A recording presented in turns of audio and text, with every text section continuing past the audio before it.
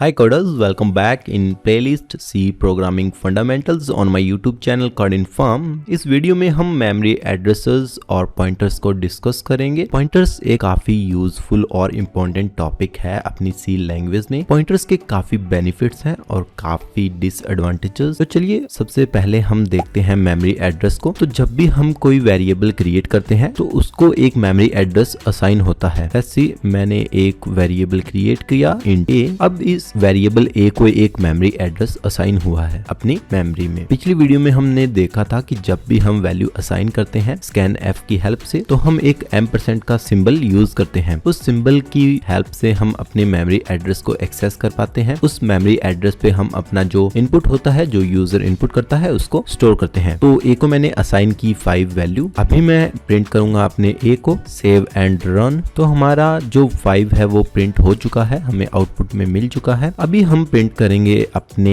Address को। जब हम मेमोरी एड्रेस को एक्सेस करते हैं तो उसके लिए हम यूज करते हैं एम्परसेंड के सिंबल को। तो मैंने एम्परसेंड का सिंबल अपने वेरिएबल के आगे लगा दिया है और यहाँ पे हम लिखेंगे एड्रेस ऑफ ए इज। और अगर हम अपने मेमोरी एड्रेस को प्रिंट करवाना चाहते हैं तो उसके लिए हम फॉर्मेट स्पेसिफायर अलग यूज करेंगे। तो यहाँ पे जो फॉर्मेट स्पेसिफायर है वो मैं यूज करूंगा p, जिसकी हेल्प से हम अपनी मेमोरी एड्रेस को प्रिंट कर पाते हैं। Save and run. इसके बाद हमें एक एड्रेस मिला जो कि हमारा a वेरिएबल है, उसका एड्रेस है। ये हेक्सा फॉर्म में होता है। अगर आपको नहीं पता कि हेक्सा वैल्यूज क्या होती हैं तो मैं आपको रिकमेंड करूंगा कि आप थोड़ा उसके बारे में पढ़ें। जो हमारे एड्रेसेस हैं वो हेक्सा फॉर्म में होते हैं। एम्परसेंड की हेल्प से हम अपने एड्रेसेस को प्रिंट कर पाते हैं। उसके लिए हमें यूज करना है अपना फॉर्मेट स्पेसिफायर %p, जिससे हम अपने एड्रेसेस को प्रिंट करते हैं। नेक्स्ट हमारा टॉपिक है पॉइंटर्स। पॉइंटर्स हम यूज करते हैं अपने वेरिएबल एड्रेसेस को स्टोर करने के लिए। जब भी हम किसी वेरिएबल के एड्रेस को स्टोर करना चाहें उसके लिए हमें उसी डाटा टाइप का एक पॉइंटर बनाना होता है। पॉइंटर बनाने के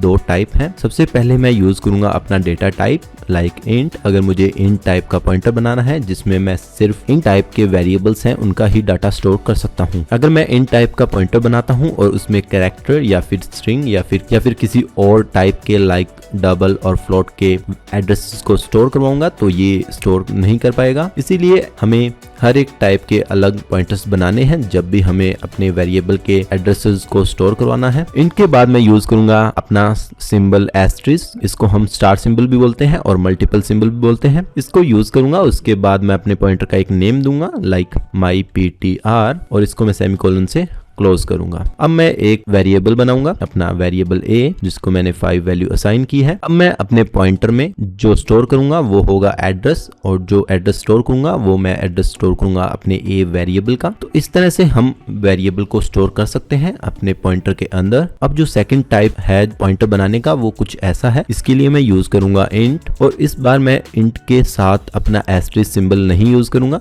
अब मैं एस्ट्रिस्क सिंबल यूज करूंगा अपने नेम के साथ। तो ये 2 टाइप्स थे जिनसे हम अपने पॉइंटर्स को बना सकते हैं, लेकिन जो ऊपर वाला मेथड है उसको हम रिकमेंड मेथड मानते हैं और उसी को यूज करते हैं जब भी हम पॉइंटर्स बनाते हैं। अभी हम प्रिंट करवाएंगे अपना वेरिएबल a का एड्रेस जो कि स्टोर है अपने पॉइंटर में। तो उसके लिए मैं यूज करूंगा printf। फॉर्मेट स्पेसिफायर है उसका यूज करूंगा जो कि है %p। इसके बाद जो मेरा माई पॉइंटर है उसका यूज करूंगा, सेव करूंगा। सेव करने के बाद इसे करते हैं हम रन। रन करने पे ये हमें देगा अपने वेरिएबल का एड्रेस जो कि स्टोर है हमारे पॉइंटर में। पॉइंटर्स के अंदर हम एक और टॉपिक डिस्कस करेंगे जिसको हम बोलते हैं डी रेफरेंस। हमारे पॉइंटर ने जिस एड्रेस को होल्ड कर रखा है उस एड्रेस पे कौन सी वैल्यू है उसको भी हम एक्सेस कर सकते हैं अपने डी रेफरेंस की वजह से। तो चलिए देखते हैं। इसके लिए मैं यूज करूंगा printf। %d का यूज करूंगा क्योंकि इस बार हमें अपने वेरिएबल की वैल्यू प्रिंट करनी है, वो भी अपने पॉइंटर की हेल्प से। इसके बाद मैं यूज करूंगा एस्ट्रिस्क सिंबल का, और सिंबल का यूज करने के बाद मैं लिखूंगा अपना पॉइंटर। तो मेरे पॉइंटर का नेम है myptr। सेव करूंगा। सेव करने के बाद इसे रन करेंगे।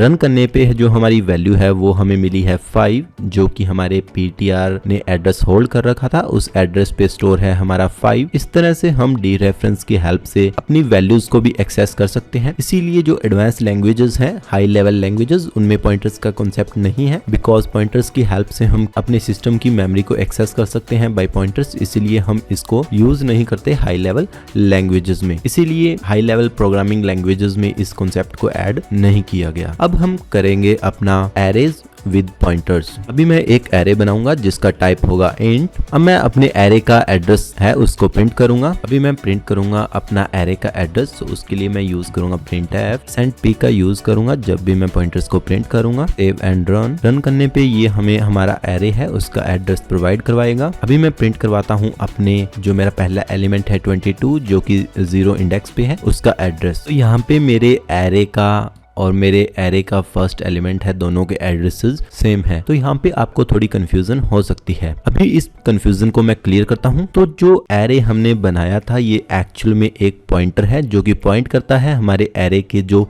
0th इंडेक्स है उसको पॉइंट करता है। तो ये एक पॉइंटर बन चुका है जो कि पॉइंट करेगा हमारे एरे के 0th इंडेक्स को। तो इसकी हेल्प से हम सारे एलिमेंट्स को भी प्रिंट करवा सकते हैं। और अगर मैं इन एड्रेसेस पे अपना लूप चलाऊं तो मैं सारे एलिमेंट्स को एक्सेस भी कर सकता हूं अपने इस पॉइंटर की हेल्प से। जो इंडेक्सेस हैं और एलिमेंट्स हैं उनका एड्रेस हमें मिल चुका है। तो हमारा जो एरे है उसका इंडेक्स भी है लास्ट में F0C और जो हमारा एरे का पहला एलिमेंट है उसका भी एड्रेस है F0C। तो हमारा जो एरे है और जो हमारा पहला इंडेक्स है एरे का, दोनों के एड्रेस सेम है।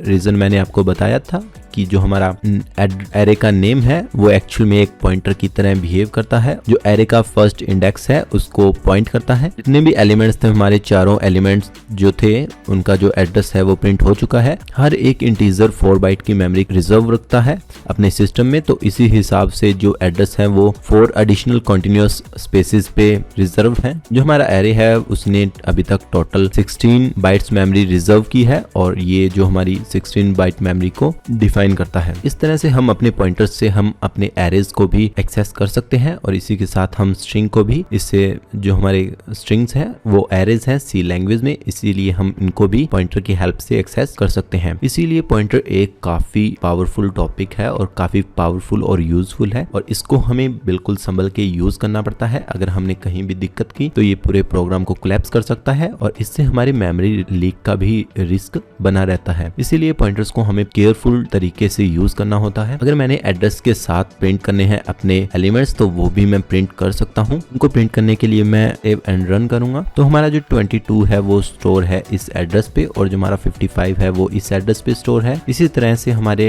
एलिमेंट्स जो हैं वो 4 बाइट्स की मेमोरी रिजर्व करते हैं और जो हमारे स्पेसेस हैं जैसा कि हमारा एड्रेस है वो भी 4 बाइट्स की गैप पे है। लाइक पहले हमारा C है जो कि है 12, उसके बाद है 10, फिर 14, फिर 18।